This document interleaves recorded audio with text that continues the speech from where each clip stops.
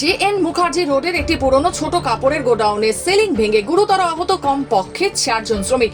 ওই 4 জন শ্রমিক ওই গোডাউনের ভেতরে ঘুমোচ্ছিল। আর সকালে হঠাৎই ওই সিলিং ভেঙে পড়লে তারা আটকে পড়েন। খবর পেয়ে ঘটনাস্থলে যায় হাওড়া সিটি পুলিশের কমিশনার সহ পদস্থ কর্তারা, দমকল কর্মীরা এবং বিপর্যয় মোকাবিলা দপ্তরের কর্মীরা। এই মুহূর্তে যুদ্ধকালীন তৎপরতায় উদ্ধার কার্য চলছে। এখনো পর্যন্ত একজনকে উদ্ধার করা সম্ভব হলেও বাকি 3 জন আটকে আছে। আহত শ্রমিকদেরকে হাওড়া জেলা হাসপাতালে নিয়ে যাওয়া হয়েছে। কি কারণে এই ঘটনাটি ঘটলো তা খতিয়ে দেখছে পুলিশ।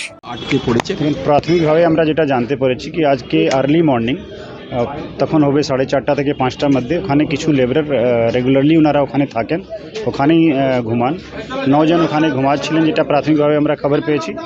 তো সাডেনলি কিছু শব্দ পেয়ে 5 জন ওখান থেকে বেরিয়ে যান। আর আমরা যেটা প্রাথমিক অনুমান আছে কি 4 জন ওর ভিতরে হয়তো ওনারা রেস্ট করছিলেন, তখনই সাডেনলি উপর থেকে এই যে ওভারহেড শেড ছিল ওটা পড়ে গেল।